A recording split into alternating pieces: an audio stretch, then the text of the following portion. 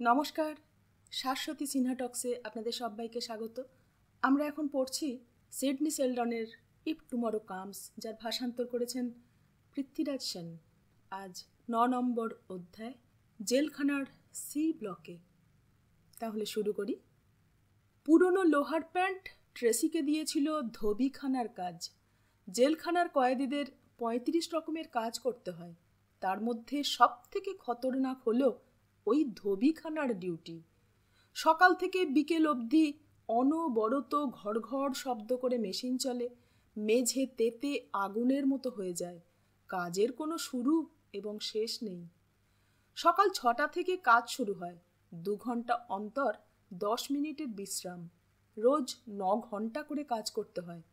কাজ করার পর বেশিরভাগ কয়েদির শরীরের সমস্ত ক্ষমতা একেবারে শেষ হয়ে যায়। হাঁটতে চলতে পারে না সে। ট্রেসি কিন্তু তখনও ফুরফুরে থাকে। তার এই অনন্ত শক্তির উৎস কোথায়? তার পাশাপাশি যারা কাজ করে তারা ওকে দেখে অবাক হয়ে যায়।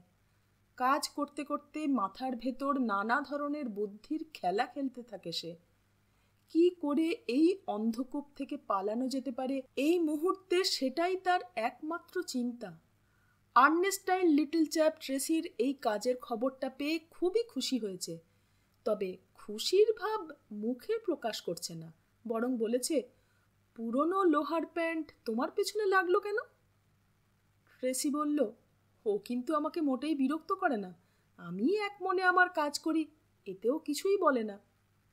লিটল চ্যাপ খুব অবাক হলো। 3 সপ্তাহ আগে জেলখানার ভেতর যে বাচ্চা ভীতু মেয়েটা ঢুকেছে, এত সহজে সে নিজেকে পাল্টে ফেলল কেমন করে? এর অন্তরালে কোন রহস্য লুকিয়ে আছে সেটা জানতে ভীষণ ভীষণ ইচ্ছে হলো তার। ধোবিখানায় 8 দিন কাজ করতে হলো ট্রেসিকে। একদিন সকালে পাহারাদার এসে তাকে রান্নাঘরে নিয়ে গেল। সে খবর পেল তার কাজে খুশি হয়ে কর্তৃপক্ষ তাকে রান্নাঘরে বদলি করেছে। জেলখানায় যত রকমের কাজ আছে তার মধ্যে এটাই হলো সব থেকে লোভনীয়। জেলখানায় 2 ধরনের রান্না হয়। কয়েদিদের জন্য এক ধরনের খাবার, সেগুলো সঙ্গত কারণেই মুখে দেওয়া যায় না। পুলিশ আর কর্মচারীদের জন্য ভালো খাবার রান্না হয়। তাদের জন্য মাছ, মুরগি, ফল, পুডিং এসব তৈরি করে পেশাদার বাবুর্চিরা। সেখানে কয়েদিদের প্রবেশ নিষেধ। তবে যেসব কয়েদি রান্নাঘরে কাজ পায় তাদের দিকে মাঝে মধ্যে ওইসব খাবারের টুকরো ছুঁড়ে দেওয়া হয়, খুশি হয়ে গৃহবধূ যেমন মোটা বেড়ালটার দিকে মাছের কানকো ছুঁড়ে দেয়, তেমনটি আর কি। রান্নাঘরে গিয়ে ট্রেসি লিটল চ্যাপকে দেখতে পেল। তাকে দেখে এতটুকু অবাক হলো না সে। জেলখানার নিয়ম নীতিগুলো ইতিমধ্যেই সে বুঝে নিয়েছে। ট্রেসি হাসতে হাসতে তার কাছে এগিয়ে গিয়ে জানতে চাইল, ধন্যবাদ, তুমি আমাকে কি করে নিয়ে এলে এখানে?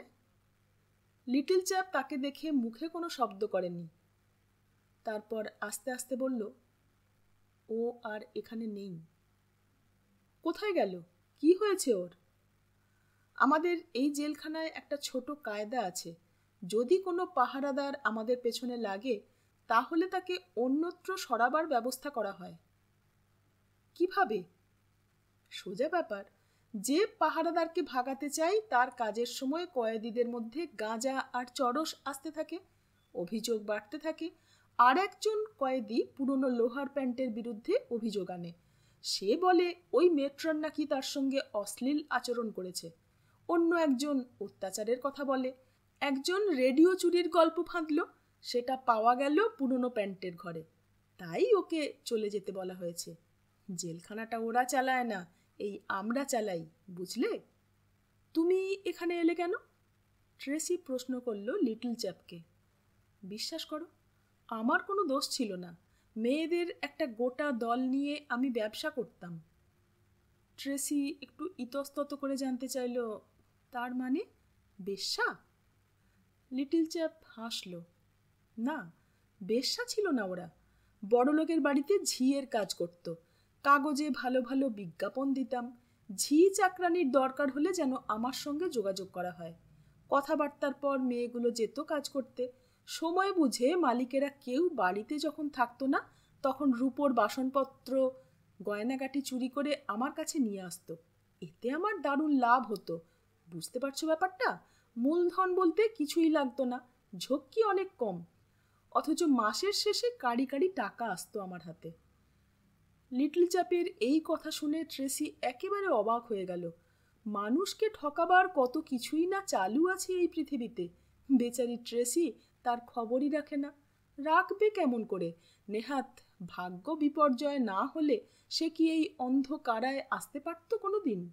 ট্রেসি জানতে চাইল উৎসুক দুটি চোখে অজস্র প্রশ্ন এনে। ধরা পড়লে কি করে? কপাল খারাপ ছিল।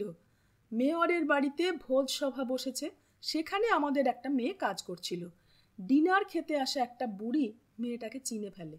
ওই মেয়েটা কয়েক মাস আগে বুড়ির বাড়িতে কাজ করতে করতে অনেক দামি মাল নিয়ে পালিয়ে গিয়েছিল। পুলিশ মেয়েটাকে এমন ধোলাই দেয় যে সে বাধ্য হয়ে দলের সব কথা বলে দেয়। তার ফলেই আমাকে আজ এখানে থাকতে হচ্ছে। জানো তো, পাপ কখনো চাপা থাকে না। একটা বড় উনুনের ধারে দাঁড়িয়ে দুজনে কথা বলছিল। ট্রেসি বলল, এখানে আমি থাকতে পারছি না, বাইরে আমার কয়েকটা জরুরি কাজ আছে। তুমি কি আমাকে এখান থেকে পালাবার জন্য সাহায্য করবে? বলো না। ট্রেসির কণ্ঠস্বরে আকুল আহ্বান ঝরে পড়ছে। সেই দিকে একবার তাকালো ওই মেয়েটি, তারপর বলল, পেঁয়াজগুলো কেটে ফেলো, রাতের স্টু তৈরি করতে হবে। এই কথা বলে লিটল চ্যাপ কোথায় যেন চলে গেল। এখানকার ব্যাপার স্যাপার সত্যি অদ্ভুত। চারপাশে নিরাপত্তার শক্ত বেষ্টনী, কিন্তু সব খবর এক জায়গা থেকে অন্য জায়গায় পৌঁছে যায়। ট্রেসি বেশ বুঝতে পেরেছে এখানে লিটল চ্যাপের যথেষ্ট প্রভাব প্রতিপত্তি আছে। এখুনি সবার কাছে এই খবরটা পৌঁছে দেবে যে ট্রেসি আছে তারই ছত্রছায়াতে, তাই কেউ তার সঙ্গে লাগতে সাহস করবে না। ট্রেসি আশা করছিল লিটল চ্যাপ যেন তার দিকে আরও ভালো করে দৃষ্টিপাত করে। লিটল চ্যাপের সাহায্য না হলে ওই পাঁচিল ডিঙিয়ে কখনোই সে বাইরে আসতে পারবে না। সরকারি নিয়মকানুনের সূত্রগুলো ছাপা হয়েছে 10 পাতার একটা ছোট্ট বইতে। এখানে 7 নম্বর দফায় নির্দেশ দেওয়া আছে যে কোনো ধরনের যৌনতা কঠোরভাবে নিষিদ্ধ। একটা কারাকক্ষে 4 জনের বেশি বন্দিনী কখনো থাকবে না। একটা বাঙ্কে 1 জনের বেশি বন্দিনীকে শুতে দেওয়া হবে না। বাস্তবে কিন্তু এর বিপরীত ঘটনাটাই ঘটে। এই নির্দেশ পুস্তিকাটির কথা কেউ মনে রাখতে চায় না, বরং সব বন্দিনীরা একে নিয়ে হাসাহাসি করে। সপ্তাহের পর সপ্তাহ কেটে যায়, নিত্য নতুন মাছ অর্থাৎ নতুন বন্দি জেলখানায় ঢোকে। হাবাগোবা মেয়েদের পেছনে মুরগি এই চিহ্নটা ছাপ মেরে দেওয়া হয়। জীবনে প্রথম অপরাধ করে যারা এখানে আসে এবং যারা আগে সুস্থ স্বাভাবিক যৌন জীবনযাপন করেছে তাদের কোনো সুযোগ দেওয়া হয় না। তাদের মন সবসময় দুর্বলতায় ঢাকা। তাদের জন্য অপেক্ষা করে থাকে ওই মেয়ে মর্দরা। একটি সুন্দর নাটকের দৃশ্যপট উন্মোচিত হয়। প্রথমে ওই মেয়ে মর্দরা নবাগতাকে সহানুভূতির সঙ্গে সম্ভাষণ জানায়। এই শত্রুপুরীতে আমাকে একা থাকতে হচ্ছে না, নতুন মেয়েটি এমনই বুঝতে পারে। তারপর শিকারকে ধরে নিয়ে যাওয়া হয় বিনোদন কক্ষে। সেখানে টিভি আছে।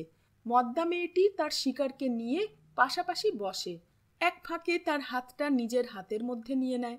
ধীরে ধীরে হাতের তেলোতে আঙুলের ডগা দিয়ে কারুকাজ আঁকতে থাকে। শিকার বাধা দেবার কথা চিন্তাও করতে পারে না। একই সম্পূর্ণ অপরিচিত এই পরিবেশ, তাই অন্য বন্দিনীরা তার সঙ্গে খারাপ ব্যবহার করছে। এখন এই মোটাসোটা চেহারার মেয়েটি তার কাছে একমাত্র মরুদ্যান। নতুন বন্দি হঠাৎ লক্ষ্য করে বিনোদন কক্ষে উপস্থিত বাকি সবাই ধীরে ধীরে ঘর থেকে চলে যাচ্ছে। তখন সে ওই মদ্দার প্রতি আরও নির্ভরশীল হয়ে ওঠে। এই নির্ভরশীলতা অতি দ্রুত অন্তরঙ্গতায় রূপান্তরিত হয়। মদ্দাকে খুশি করার জন্য তখন নতুন মেয়েটি নিজের জীবন পর্যন্ত হাসতে হাসতে দিতে পারে। মদ্দার নানা ধরনের আদর আবদার সে হাসি মুখে সহ্য করে। যারা আপত্তি করে তাদের জোর করে ধর্ষণ করা হয়। প্রথম 30 জনের মধ্যে শতকরা 90% নবাগত বন্দিনী স্বেচ্ছায় অথবা অনিচ্ছায় সমকামিতায় লিপ্ত হয়। ওদের কথা যতই ভাবে ট্রেসি, ততই তার মাথাটা ঘুরপাক খেতে থাকে। চিন্তাটা আচ্ছন্ন হয়ে যায়। কিভাবে এই সব নিরপরাধ মেয়েদের সামনে নতুন পথের দিশা দেখানো যেতে পারে, নিজেকে নিজেই প্রশ্ন করে বেচারি ট্রেসি। ট্রেসি একদিন আর্নেস্টাইন লিটল চ্যাপের কাছে জানতে চেয়েছিল কর্তৃপক্ষ সব জেনে কেন মুখ বুজে বসে আছে। লিটল চ্যাপ বুঝিয়ে বলেছিল, সব জেলখানাতেই একই রকম নিয়ম। 1200 মেয়ে মানুষকে কি দীর্ঘদিন সুখা ভুকা অবস্থায় রাখা যেতে পারে? তারা কোনো না কোনোভাবে যৌন সংসর্গ করবে। যৌনতা মানুষের স্বাভাবিক ধর্ম। আমরা যৌন সুখ পাবার জন্য ধর্ষণ করি না, নিজের ক্ষমতা এবং প্রতিপত্তি জাহির করার জন্যই এটা করে থাকি। দেখাতে চাই 4 দেওয়ালের মধ্যে আমার কথাই শেষ কথা। যদি এখানে বেঁচে থাকতে চাও তাহলে আমার সঙ্গে সহযোগিতা করতেই হবে। নতুন মুরগি জালে পড়লেই আমরা তাকে গণধর্ষণ করার চেষ্টা করি, তবে যদি সে কোনো মদ্দার খদ্দের হয়ে যায় তাহলে গণধর্ষণের হাত থেকে বেঁচে যাবে। ওটা হয়ে গেলে অন্য কেউ তাকে কখনো বিরক্ত করবে না। এখন তুমি ভেবে দেখো ট্রেসি, তুমি কোন পথের বাসিন্দা হবে? তুমি কি চাইবে সকলে মিলে তোমার শরীরটা খামচে খুবলে নিক, নাকি তুমি একটা মদ্দার প্রতি থাকবে অনুগতা? হ্যাঁ, আমি স্বীকার করছি ওই মদ্দা হয়তো তোমাকে এমন কিছু কাজ করতে বলবে যাতে তোমার গাটা ঘৃণাতে রি রি করবে, তবু তুমি তো নিরাপদ জীবনের সন্ধান পাবে। এখানে যত বন্দিনী আছে তাদের সাথে তুমি কথা বলতে পারো, দেখবে তাদের সবাই স্বেচ্ছায় দ্বিতীয় পথটি বেছে নিতে চাইবে। কিন্তু বেশিরভাগের ক্ষেত্রে এমন সৌভাগ্য হয় না। তাদের সকলে মিলে গণধর্ষণ করে, দিনের পর দিন তাকে এক অস্বস্তিকর পরিস্থিতির মধ্যে কাটাতে হয়। লিটল চ্যাপের এই কথাগুলো শুনে ট্রেসির তৃতীয় নয়নের দৃষ্টি খুলে গেল। এতদিন সে লিটল চ্যাপকে হৃদয়হীন এক মদ্দা মেয়ে মানুষ হিসেবেই ভেবে এসেছিল, কিন্তু লিটল চ্যাপের মনের মধ্যে যে এত সুন্দর চিন্তাভাবনার স্ফুরণ আছে তা ট্রেসিকে অবাক করে দেয়। সত্যি কি বিচিত্র মাটির নিচের এই জগৎ!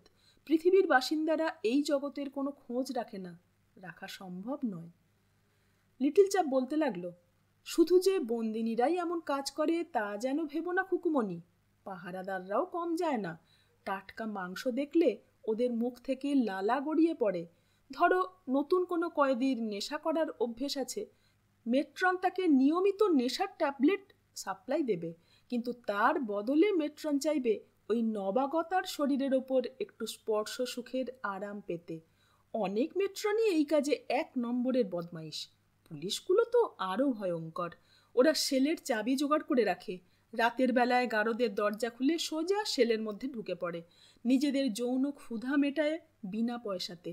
অনেক সময় মেয়েদের পেটে বাচ্চা এসে যায়, সাহায্যের হাত বাড়িয়ে দেয় পুলিশ রক্ষীরা, তারাই অ্যাবর্শনের ব্যবস্থা করে। ধরো তোমার কিছু দরকার, সিগারেট অথবা চকোলেট, তুমি একটা পুরুষ পাহারাদারের বউ হয়ে যাও, দেখবে তোমার কোনো অসুবিধে হচ্ছে না। তুমি কোনো ছেলে বন্ধুর সঙ্গে দেখা করতে চাও, ওই পুলিশদের সাথে বোঝাপড়া করে নাও, সব ঠিক হয়ে যাবে দেখবে। ভাবতে অবাক লাগে জেলখানার ভেতর কি বিচ্ছিরি একটা নিয়ম নীতি চালু আছে। কি বিভৎস ব্যাপার, আমি বিশ্বাস করতে পারছি না। আরও কদিন এখানে থাকো, তাহলে সব ব্যাপারটা আস্তে আস্তে বুঝতে পারবে। বিদ্যুতের আলো পড়ল লিটল চ্যাপের কামানো মাথার ওপর, মাথাটা চিকচিক করে উঠেছে। জেলখানার ভেতর রেপ কেস দেওয়া হয় না, তা জানো কি? না। মেয়েরা তালার গর্তে সেগুলো ঢুকিয়ে দেয়, তাই সেখানে চাবি ঢোকে না। সেই সুযোগ নিয়ে কয়েদিরা অন্য ঘরে চলে যায় নতুন মেয়েদের ভোগ করবে বলে। আমরা নিজেদের নিয়ম নিজেরাই করে নিই, কেউ মুখ খোলে না, সকলে বোবা সেজে থাকে। জেলখানায় 4 দেওয়ালের মধ্যে প্রেম পর্ব চলে অদ্ভুত ধারাতে। প্রেমিক প্রেমিকারা নিজেদের গড়া নিয়ম নীতি কঠোরভাবে মেনে চলে। এই অস্বাভাবিক পরিবেশে মদ্দা মেয়েরা এবং তাদের স্ত্রীরা কেমন সুখী দাম্পত্য জীবন কাটাচ্ছে। মদ্দারা নিজেদের নাম পাল্টে পুরুষদের নাম নিয়ে নেয়, যেমন আর্নেস্টাইন লিটল চ্যাপ হয়ে গেছে আর্নি, ট্রেসি হয়েছে ট্রেব, বারবারা বব, আর ক্যাথলিন কেলি। এই সন্ডামার্কা মেয়েরা চুল ছোট করে, কেউ আবার মাথা কামিয়ে নেয়, কেউ কোনো কাজ করে না। তাদের তথাকথিত স্ত্রীরা সমস্ত কাজ করে দেয়, ইস্ত্রি করা থেকে সেলাই করা সব কিছু তাদের কাজ। একসময় লোলা আর পাউলিটা লিটল চ্যাপের নজরে পড়ার জন্য নিজেদের মধ্যে জোর লড়াই চালিয়েছিল। সেই লড়াই মাঝে মধ্যে হাতাহাতিতে রূপান্তরিত হতো। ঈর্ষার রূপ এখানে ভয়ঙ্কর, প্রায়ই প্রচণ্ড মারামারি হয়। যদি কোনো স্ত্রী অন্য কোনো মদ্দা মেয়ে মানুষের দিকে তাকায় বা উঠোনে দাঁড়িয়ে তার সঙ্গে গল্পগুজব করে, তাহলেই আর রক্ষে নেই। 2 মদ্দার মধ্যে তখন দারুণ ঝগড়া শুরু হয়। এছাড়া জেলখানায় আরেকটি জিনিস ট্রেসিকে অবাক করে দিয়েছে, তা হলো এখানে প্রেমপত্র চালাচালি হয়। চিঠিগুলোকে মুড়ে মুড়ে ছোট্ট ত্রিভুজের আকারে নিয়ে আসা হয়, কোড ল্যাঙ্গুয়েজে লেখা, তাই ব্রেশিয়ারের মধ্যে বা জুতোর মধ্যে সেগুলোকে লুকিয়ে রাখা সহজ। ট্রেসি দেখেছে খাবার ঘরে ঢোকার সময় বা কাজ করতে যাবার সময় সকলের চোখের সামনে কেমনভাবে ওই ছোট্ট চিরকুট এর হাত থেকে ওর হাতে চলে যাচ্ছে। ট্রেসি এটাও লক্ষ্য করেছে কয়েদিরা অনেক সময় পুলিশের প্রেমে পড়ে যায় অথবা পুলিশের অনুগত হয়ে যায়। জীবনের প্রতি প্রচণ্ড হতাশা থেকেই তাদের মনে এই বোধের জন্ম হয়। জেলখানার সব কিছু নির্ভর করে ওই পুলিশদের ওপর। বাইরের পৃথিবীর সঙ্গে তারাই একমাত্র সেতু বন্ধন। ট্রেসি অবশ্য সে ধরনের মানসিকতা দেখায়নি। আসলে বাইরের পৃথিবীতে এমন কেউ নেই যার সঙ্গে দেখা করতে সে উদ্গ্রীব। একমাত্র যে ছিল সে হলো চার্লস। তাকে এখন ধীরে ধীরে স্মৃতির দৃশ্যপট থেকে মুছে দিয়েছে ট্রেসি। এখন শত চেষ্টা করলেও চার্লসের মুখখানি আর তার মনের দর্পণে ভেসে ওঠে না। একদিন রাতে ট্রেসি একটা অবাক করা দৃশ্য দেখতে পেল লিটল চ্যাপ একটা প্যাকেট থেকে ডালের পাঁপড় ভাজার টুকরো দরজা দিয়ে বারান্দায় ছড়িয়ে দিচ্ছে। ট্রেসি জানতে চাইল এটা কি হচ্ছে। তাকে এভাবে প্রশ্ন করতে দেখে লিটল চ্যাপ খুবই চটে যায়। সে বলে, চুপ করে থাক, আমি কি করছি তা নিয়ে তোর মাথা ব্যথার কারণ কি? বেশি বকবক করবি না, মেজাজটা আজ আমার মোটেই ভালো নেই। একটু পরে আরেকটা অদ্ভুত ঘটনা ঘটল। একটা ঘর থেকে নারী কণ্ঠের আকুল আর্তনাদ ভেসে এলো, না না, দয়া করে আমাকে ছেড়ে দাও, আমাকে একলা থাকতে দাও। কিন্তু কে কার কথা শোনে? ধীরে ধীরে কণ্ঠস্বর অনেক ঝিমিয়ে এলো। ট্রেসি ব্যাপারটা বুঝতে পেরেছে। সে নীরবে কাঁদতে থাকলো। সকালে লিটল চ্যাপ বলল, আমরা কেন পাঁপড় ভাজা ছড়িয়ে রাখি বলো তো? পুলিশরা এলে শব্দ হবে, তখন আমরা সাবধান হয়ে যাব। তার মানে কাল রাতে কোনো একটি একলা মেয়েকে পুলিশ জোর করে ধর্ষণ করছিল? হায় ঈশ্বর, চোখের সামনে এ কোন নরক দর্শন করালে আমাকে! কিছুদিনের মধ্যে ট্রেসি আরও অভিজ্ঞ হয়ে উঠল। সে এখন অনেক গোপন শব্দের আসল অর্থ শিখে গেছে। জেলখানা যাওয়াকে কেন কলেজে যাওয়া বলে তাও সে জেনেছে।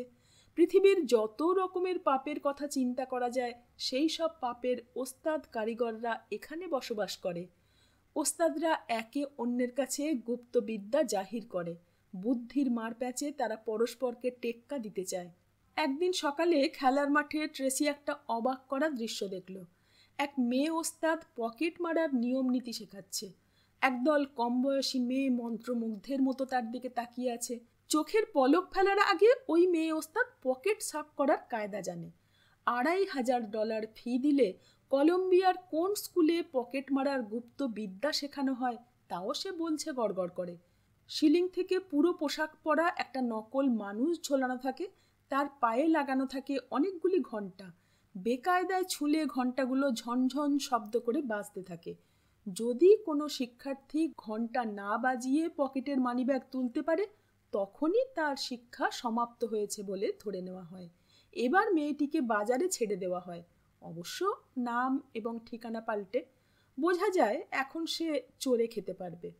লোলা দীর্ঘশ্বাস ফেলে বলল, আমি একটা লোকের সঙ্গে ছিলাম। ভিড়ের মধ্যে সে লোকটা ওভারকোট পরে দুহাত ঝুলিয়ে পথ হাঁটত। সেই ফাঁকে লোকের পকেট মেরে সাফ করত। কিন্তু করতো কি করে? ওর ডান হাতটা ছিল কৃত্রিম, লোকে সেটা বুঝতে পারত না। টিভি ঘরটাতেও এমন অনেক শিক্ষাদানের পালা চলত। ট্রেসি একদিন শুনল লকার থেকে মালপত্র চুরি করা এক কয়েদির সব থেকে প্রিয় কাজ। কাজটা খুবই সহজ, ধরা পড়ার সম্ভাবনা প্রায় নেই বললেই চলে। এর জন্য বড় বড় স্টেশনে ঘুরে বেড়াতে হয়। যখন কোনো বুড়ি সুটকেস বা বড় প্যাকেট নিয়ে নড়তে চড়তে না পারে তখন তার দিকে এগিয়ে আসতে হয়। সাহায্য করার জন্য প্রাণ আকুল হয়ে ওঠে। মালটা লকারে রেখে চাবিটা তুলে দিতে হয় ওই বুড়ির হাতে। ব্যাস, কিল্লা ফতে। কি করে সম্ভব? ট্রেসি অবাক হয়ে জানতে চেয়েছিল। যে চাবিটা বুড়ির হাতে তুলে দেওয়া হবে সেটা অন্য একটা ফাঁকা লকারের, আসল লকারটা খোলা অবস্থাতেই থেকে যাবে। বুড়ি চলে গেলে চট করে মাল সরিয়ে সেখান থেকে কেটে পড়তে হবে। অবশ্য এর জন্য লকার মালিকদের সাথে ভালো বন্দোবস্ত করতে হবে। আমি 16 আনা আয় করলে তোমাকে 4 আনা দেব, না হলে জমজমাট ব্যবসা চলবে কেমন করে? ট্রেসি একদিন নতুন দুটো মেয়ে কয়েদির দেখা পেল। তাদের বিরুদ্ধে অভিযোগ তারা শরীরের ব্যবসা করে এবং তারই অন্তরালে হেরোইন বিক্রি করে। দুজনের মধ্যে একজন দারুণ সুন্দরী 17 বছরের এক ছটফটে তরুণী। অভিজ্ঞ এক আদবুড়ি কয়েদি সহানুভূতির সুরে সেই সপ্তদশীকে বলছে, যখনই কোনো পুরুষের সঙ্গে দর কষাকষি করবি, দেখবি লোকটা খোঁচর কিনা। আদর করার ভান করে তার বুকে পিঠে হাত দিবি, দেখবি লুকোনো অস্ত্র আছে কিনা। আরেকটা কথা মনে রাখিস ছুরি, নিজে থেকে কোনো প্রস্তাব দিবি না, দেখবি লোকটা তোর কাছ থেকে কি চাইছে। পরে যদি জানা যায় যে খদ্দেরটা পুলিশ, তাহলেও আইন তোকে কিছু করতে পারবে না। তুই পরিষ্কার বলবি লোকটাই তোকে ফাঁদে ফেলতে চেয়েছিল। এইভাবেই জেলখানার রুটিন এগিয়ে চলে নিজস্ব গতিতে। সকাল 4:40 ওয়ার্নিং বেল বাজে। রাত 9টায় আলো নিভে যায়। তারই মাঝে প্রহরগুলো কিভাবে কাটে এক অদ্ভুত গতানুগতিকতার মধ্যে। সব কয়েদিকে একই সঙ্গে খেতে যেতে হয়। লাইনে দাঁড়িয়ে কেউ কারো সঙ্গে কথা বলতে পারে না। 5 রকমের বেশি প্রসাধন দ্রব্য রাখার নিয়ম নেই। সকলকে প্রাতরাশের আগে বিছানা গুছিয়ে রাখতে হয়। ট্রেসি অতি দ্রুত এক আদর্শ কয়েদি হয়ে উঠল। কখনো সে কোনো রকম আইন ভাঙার চেষ্টা করে না। তার শরীরটা জেলখানার মধ্যে আটকে রয়েছে একথা সত্যি, কিন্তু মন তার চলে গেছে অনেক দূরে। বন্দিরা বাইরে কোথাও টেলিফোন করতে পারে না, তবে মাসে 2টো করে 5 মিনিটের ফোন আসে তাদের কাছে। একদিন অটো স্মিথ ট্রেসিকে ফোন করেছিল। ভেবেছিলাম তুমি নিশ্চয় জানতে চাইবে ওই ব্যাপারটা। শোনো, মায়ের অন্ত্যেষ্টি খুব ভালোভাবেই শেষ হয়েছে। টাকা পয়সা যা দরকার সব আমি দিয়ে দিয়েছি। ধন্যবাদ অটো, অশেষ ধন্যবাদ। এর বেশি কথা বলা সম্ভব ছিল না দুপক্ষের। অতএব ছোট্ট একটি নীরবতা এবং তারপর ক্রিং করে শব্দ। টেলিফোনের লাইন কেটে গেছে। ট্রেসির মনের আকাশে তখন একরাশ ভাবনার কালো মেঘ। হায়, আর কোনো টেলিফোন সে পাবে না তার দীর্ঘ বন্দি জীবনে। লিটল চ্যাপ ট্রেসিকে বলেছিল, শোন, বাইরের কথা একেবারে ভুলে যা। সেখানে তোর জন্য কেউ চোখের জল ফেলবে না, বরং আমাদের সঙ্গে আরও বেশি বন্ধুত্ব কর। আমি তোর সমস্যা বুঝতে পারবো, তুই আমার দুঃখে কেঁদে উঠবি। একদিন দেখবি এই জগৎটাকে তুই ভালোবেসে ফেলেছিস। লিটল চ্যাপ ভুল বলছে, ট্রেসি মনে মনে ভাবল। হেসে উঠল নিজের মনে। বাইরে অনেকে আছে, জনারণ্যে মিশে আছে তারা। এক এক করে তাদের সবাইকে বের করতে হবে। তারা কে? জো রোমানো, পেরি পোপ, বিচারক হেনরি লরেন্স, অ্যান্টনি ওয়েসেত্তি এবং অবশ্যই চার্লস স্ট্যানহোপ তৃতীয়। একদিন খেলার মাঠে বিগ বার্থার সঙ্গে ট্রেসির দেখা হয়ে গেল। খেলার মাঠটা একটা বড় আয়তক্ষেত্রের মতো। এক পাশে জেলখানার উঁচু পাঁচিল, অন্য 3টে দিকে নিচু পাঁচিল। প্রত্যেক দিন সকালে এখানে কয়েদিদের আসতে হয়। এখানে ইচ্ছে মতো কথা বলা চলে। সবাই এখানে প্রাণ খুলে গল্প করে। প্রথম দিন যখন ট্রেসি এখানে এসেছিল তখন তার মনটা আনন্দে ভরে উঠেছিল। মাথার ওপর অনেকখানি ভোলা নীল আকাশ, ঝকঝকে সূর্য গনগনে আগুন ছড়াচ্ছে। কে যেন বলে উঠল, ওগো মেয়ে, আমি তো হন্যে হয়ে তোমাকেই খুঁজছিলাম। ট্রেসি মুখ ঘুরিয়ে দেখল, এ সেই সুইডিশ মেয়ে মানুষটা। জেলে আসার প্রথম দিন তার সঙ্গে ছোট্ট একটা ধাক্কাধাক্কি হয়েছিল ট্রেসির। শুনলাম তুমি নাকি একটা কার্ফি ষাঁড়কে বেছে নিয়েছো। কেন গো সুন্দরী, তুমি কি পেছনে লাগা পছন্দ করো নাকি? ওই কথাটার মধ্যে একটা অশ্লীল ইঙ্গিত আছে। পেছনে লাগা মানে বিপরীত বিহার। ট্রেসি জেনে ফেলেছে। ট্রেসির ভালো লাগছে না। সে বিগ বার্থাকে পাশ কাটিয়ে যাবার চেষ্টা করল, কিন্তু বিগ বার্থা তার সাঁড়াশির মতো শক্ত হাতে ট্রেসিকে চেপে ধরল। সে এক নিঃশ্বাসে বলতে লাগলো, কেউ আমাকে অগ্রাহ্য করতে পারে না। তোমার সাহস দেখে আমি অবাক হয়ে যাচ্ছি। তারপর হঠাৎ গলার স্বরটা একটু নরম করল সে। সে বলল, এখানে তো তোমাকে অনেক বছর থাকতে হবে সুন্দরী। কেন মিছিমিছি আমার সঙ্গে লাগছো? আমার সঙ্গে একটু ভালো ব্যবহার করে দেখো না, আখেরে লাভই হবে। চলো, একটু ওদিকে চলো, তোমার সঙ্গে গোপন কথা আছে। এই কথা বলতে বলতে বিগ বার্থা তার বিশাল শরীরটা দিয়ে ঠেলতে থাকলো ট্রেসিকে। ঠেলতে ঠেলতে তাকে দেওয়ালের দিকে নিয়ে যাবার চেষ্টা করলো। ট্রেসি বাধা দেবার প্রাণপণ চেষ্টা করছে। সে বেশ বুঝতে পারছে শারীরিক কসরতে বিগ বার্থার সঙ্গে সে পেরে উঠবে না। তবুও বলল, আমার এখন মন ভালো নেই, আমাকে একটু একা থাকতে দাও। ট্রেসির এই কথা শুনে হা হা করে হেসে উঠল বিগ বার্থা। তার পৃথুলা শরীরের সবখানে হাসির ঢেউ লাগে। সে বলল, তোমাকে শায়েস্তা করতে হবে মনে হচ্ছে। শুনে রাখো, তোমাকে আমি দখল করব। বিগ বার্থা যা মনে করে তা কাজে করে দেখায়। তোমার বেলাতেও আমি হার স্বীকার করব না। হঠাৎ পেছন থেকে একটা পরিচিত কণ্ঠস্বর শোনা গেল, মাগি, তোর বড় বার বেড়েছে, ওর গা থেকে এখনই হাত সরা। ট্রেসি পেছন ফিরে তাকালো। লিটল চ্যাপ ঘুষি পাকিয়ে দাঁড়িয়ে আছে। তার কামানো মাথায় সূর্যের আলো চিকচিক করছে। তাকে দেখে বিগ বার্থা একটু হেসে বলল, লিটল চ্যাপ, তোর হাতে একটা ভালো মেয়ে পড়েছে, কিন্তু তুই এর উপযুক্ত মরদ নোস। তুই একটিবার আমার হাতে ট্রেসিকে ছেড়ে দে, আমি ওর সুন্দর শরীরটা থেকে সব রস নিংড়ে বের করব। চোখের সামনে এসব দৃশ্য দেখে ট্রেসি অবাক হয়ে গেছে।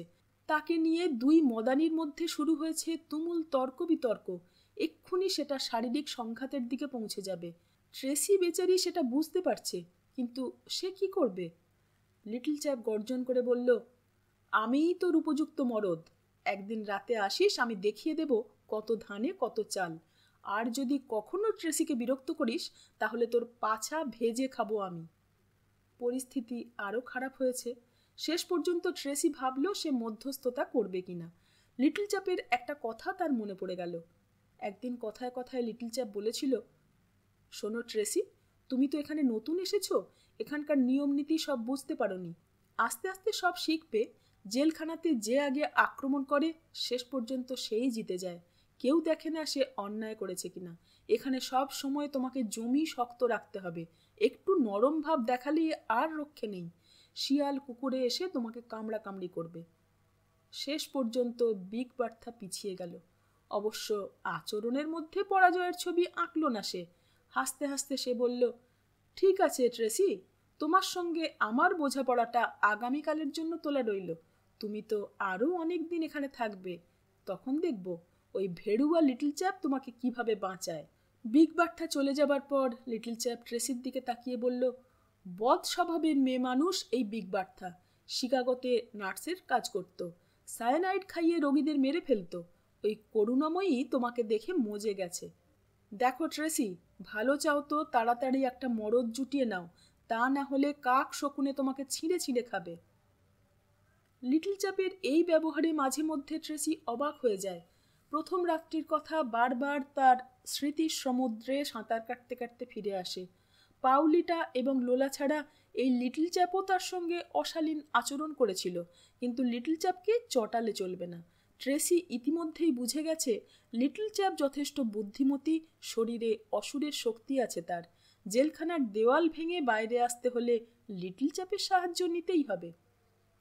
ট্রেসি জানতে চাইল, শোনো, আমি যদি জেলখানার পাঁচিল ভেঙে পালাতে চাই, তুমি কি আমাকে সাহায্য করবে? সময় ও সুযোগ পেলেই ট্রেসি এই প্রশ্নটা ছুঁড়ে দেয়। আসলে বাইরের পৃথিবীতে যাবার জন্য তার মন ছটফট করছে। লিটল চ্যাপ কিছু বলতে গিয়েছিল, কিন্তু তখনই খাবার ঘন্টা পড়ে গেল। সেই রাতে নিজের বাঙ্কে শুয়ে ট্রেসি অনেক কথাই ভাবছিল। দেখতে দেখতে বেশ কয়েকটা মাস কেটে গেল এই জেলখানার ভেতর। বাইরের পৃথিবীতে কে কোথায় কেমন আছে তা ভাববার চেষ্টা করল। প্রত্যেক দিন দুপুরবেলা লাঞ্চের পর বিনোদন কক্ষে সবাই 1 ঘন্টা কাটাতে পারে। সেখানে টেলিভিশন আছে। মেয়ে কয়েদিরা ঘুরিয়ে ঘুরিয়ে নিজস্ব চ্যানেল দেখে। অনেকে ম্যাগাজিনের পাতায় চোখ মেলে দেয়। একদিন দুপুরে ম্যাগাজিনে একটি ছবি দেখে ট্রেসি অবাক হয়ে গেল। তার মন চলে গেল কয়েক বছর আগের পৃথিবীতে। ছবিতে দেখা যাচ্ছে যে চার্লস স্ট্যানহোপ তৃতীয় হাসি মুখে নববধূকে নিয়ে গির্জা থেকে বেরিয়ে আসছে। তলায় সুন্দর একটা ক্যাপশন। এই ছবিটা দেখে প্রথমে ট্রেসি ভীষণ ভেঙে পড়েছিল। তার মন ব্যথাতুর হয়ে উঠেছিল। পর মুহূর্তে তার সমস্ত যন্ত্রণা তীব্র ঘৃণায় রূপান্তরিত হলো। এই মানুষটিকে সে একদা ভালোবেসেছিল, অথচ বিপদের দিনে এই মানুষটি সাহায্যের হাত বাড়িয়ে দেয়নি। এমনকি চার্লসের দুর্ব্যবহারের ফলেই আজ ট্রেসির সন্তান মারা গেছে। ট্রেসি কোনো দিন চার্লসকে ক্ষমা করবে না। ম্যাগাজিনটা ছুঁড়ে ফেলে দিল ট্রেসি। ভাবল, কবে তার এই স্বপ্নটা সফল হবে। যেদিন কয়েদিদের আত্মীয় স্বজনের সঙ্গে দেখা করার কথা থাকে সেদিন তারা সাজগোজ করে। লিটল চ্যাপ ভিজিটার্স রুম থেকে যখন ফিরে আসে তখন কিছুক্ষণের জন্য তাকে খুব হাসি খুশি দেখায়। একদিন লিটল চ্যাপ ট্রেসিকে বলল, আমার অ্যাল এসেছিল। ভাবতে অবাক লাগে আমার জন্য এখনও অ্যাল অপেক্ষা করে আছে। জানো কেন আমার জন্য পাগল? ট্রেসি জানতে চাইল। তোমার জন্যে? হ্যাঁ, কেন নয়। এখানে তোমরা যে লিটল চ্যাপকে দেখতে পাচ্ছ সে কিন্তু আসল লিটল চ্যাপ নয়। আমি একটা মেয়ে মানুষ। একটু স্নেহের স্পর্শ পাবার জন্যে আমার মন কাতর হয়ে অপেক্ষা করে। বাধ্য হয়েই আমি অপকর্মগুলি করি। যখন ছাড়া পাবো তখন আমার নিজস্ব স্বপ্ন জগৎ করে তুলব। লিটল চ্যাপ দাঁত বের করে হাসল। তার মুখ থেকে ছিটকে আসা এই কথাগুলো শুনে ট্রেসি তখন অবাক হয়ে গেছে। সত্যিই তো, প্রত্যেকটি মেয়ের মধ্যে কি এমন একটি স্বপ্নের জগৎ থাকে? ট্রেসি বলল, লিটল চ্যাপ, তুমি সবসময় আমাকে বিপদের হাত থেকে আড়াল করতে চাও কেন বলো তো? কাঁধ বেঁকিয়ে লিটল চ্যাপ বলল, বাহ, বুদ্ধিমতী মেয়ে। এইভাবে সেন্টুতে সুরসুরি দিয়ে আমার পেট থেকে আসল কথা বের করতে চাইছো তো? হ্যাঁ, সত্যি আমি জানতে চাইছি। আর সকলে, অর্থাৎ যারা তোমার বন্ধু, তারা তোমার সমস্ত কথা কেন মেনে চলে? শুনতেই হবে, তা না হলে ওদের পাছায় আমি লাথি ঝাড়ব। কিন্তু আমার বেলায় তো তা হয় না। আমি প্রথম থেকেই তো তোমাকে অগ্রাহ্য করেছি। এটা কি তোমার কৌতূহল না অভিযোগ? না না, জানতে ইচ্ছে করছে। লিটল চ্যাপ কিছুক্ষণ চুপ করে থাকলো। তারপর বলল, শোনো, সব কথা বলছি। না না, তুমি যা ভাবছো তা নয়। আমি যা চাই তাই পাই। তুমি একটু আলাদা মেয়ে। নামকরা ফ্যাশনেবল ম্যাগাজিনে যে সমস্ত মেয়েদের ছবি ছাপা হয় তুমি তাদের মতো শান্ত, ভদ্র, নিরীহ। তুমি ওদের জগতের লোক। তুমি আজ দুর্ভাগ্যের কবলে পড়ে এই অপরাধের জগতে এসে পড়েছ। মনে হয় কেউ তোমাকে ফাঁসিয়েছে। শোনো, আমি ভদ্র, সুন্দর কোনো কিছুরই সংস্পর্শে এ জীবনে খুব কমই এসেছি। তুমি ওই শ্রেণীর মানুষ। তারপর হঠাৎ মুখটা অন্য পাশে ঘুরিয়ে লিটল চ্যাপ বলল, তোমার বাচ্চাটার জন্য আমি খুবই দুঃখিত। আসলে আমি সেই রাতে আলো নেভার পর। ট্রেসি ফিসফিস করে লিটল চ্যাপকে বলল, আর্নি, আমাকে এখান থেকে পালাতেই হবে।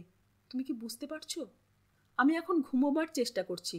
যিশুর দোহাই, এখন আর বক বক করে আমার ঘুমের 12টা বাজিয়ে দিও না। এবার লিটল চ্যাপ ট্রেসিকে জেলখানার ভাষা শেখাতে শুরু করলো। কয়েকদিনের মধ্যে সে বিভিন্ন কোড শব্দ বুঝে গেল। লিটল চ্যাপ আর বিগ বার্থার মধ্যে পরের দিন ঘটে গেল সেই বিস্ফোরণটা। মাঠে সফটবল খেলা হচ্ছিল। পাহারাদাররা কড়া নজর রেখেছে সবার ওপর। বিগ বার্থা ব্যাট করছিল। মাঠের শেষ সীমানাতে ট্রেসি দাঁড়িয়ে বল ধরছিল। হঠাৎ তার দিকে জোর করে বল ছুঁড়ে মারল বিগ বার্থা। রান নেবার অছিলাতে তার ওপর ঝাঁপিয়ে পড়ল। মাটিতে ট্রেসিকে ফেলে দিল। ময়দা ঠাসার মতো ঠেসতে লাগলো তাকে। তার মুখ দিয়ে তখন সাপিনীর হিসহিসানি শব্দ বেরিয়ে আসছে। সে বলল, আজ পর্যন্ত আমার মুখের ওপর কেউ কথা বলার সাহস করেনি। বুঝলি হারামজাদি, তোর সমস্ত গুমর আজ আমি ভেঙে দেব।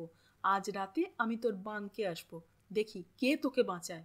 ট্রেসি নিজেকে বিগ বার্থার কবল থেকে ছাড়িয়ে নেবার প্রাণপণ চেষ্টা করছিল, কিন্তু পারবে কেন? সে যদি একটা ছোট্ট খরগোশ হয়ে থাকে তাহলে বিগ বার্থা মোটা শুকরি। হঠাৎ মনে হলো কে যেন বিগ বার্থাকে হ্যাঁচকা মেরে তার শরীরের ওপর থেকে তুলে নিয়েছে। সে তাকিয়ে থাকলো লিটল চ্যাপের দিকে। লিটল চ্যাপ বিগ বার্থার টুটি চেপে ধরেছে। রাস্তার কুত্তি কোথাকার, তোকে আমি সাবধান করে দিয়েছিলাম আমার ট্রেসির গায়ে হাত দিবি না। বড় বড় নখ দিয়ে বিগ বার্থার মুখ রক্তাক্ত করে দেওয়া হলো। আমার চোখ গেলে দিল। এই কথা বলতে বলতে বিগ বার্থা লিটল চ্যাপের ওপর ঝাঁপিয়ে পড়ল। মেয়ে পুলিশরা ছুটে এলো। 5 মিনিট প্রচণ্ড ধস্তাধস্তি হলো। ইতিমধ্যেই দুজনের দারুণ জখম হয়েছে। তাদের ডাক্তারখানায় নিয়ে যাওয়া হলো। গভীর রাতে লিটল চ্যাপ ফিরে এলো। লোলা আর পাউলিটা তার সেবা যত্ন করলো পালা করে। ট্রেসি ফিসফিস শব্দে জানতে চাইল, তুমি ঠিক আছো তো? চমৎকার আছি, মুখে বললেও গলার জড়ানো শব্দ শুনে ট্রেসি বুঝতে পারল লিটল চ্যাপ ভীষণ জখম হয়েছে। আমি শিগগির প্যারোলে ছাড়া পাচ্ছি। কিছুদিনের জন্য আমাকে এখান থেকে চলে যেতে হবে। তখন তুমি বিপদে পড়বে ট্রেসি। বিগ বার্থা কিন্তু তোমাকে ছাড়বে না। ও ভয়ঙ্কর, ইচ্ছে হলে তোমাকে মেরে ফেলতেও পারে। এই অপরাধের জন্য পৃথিবীর কোনো আদালতে কোনো শাস্তি হবে না। লিটল চ্যাপের কথাগুলো শুনে ট্রেসির ঘুমের দফা রফা শেষ। অনেকক্ষণ সে শূন্য দৃষ্টিতে কড়িকাঠের দিকে তাকিয়ে রইল। এরপর লিটল চ্যাপ হঠাৎ বলল, এই নরকে যাতে তোমাকে থাকতে না হয়, এবার বোধহয় সেই আলোচনাটা করতে হবে। চারপাশের আলো নেভানো, কিন্তু লিটল চ্যাপের কথা শুনে ট্রেসির মনের আকাশে তখন হাজার সূর্যের রোশনাই। নবম অধ্যায় এইটুকুই। ফিরে আসছি পরের অধ্যায় নিয়ে। সঙ্গে থাকবেন। ধন্যবাদ।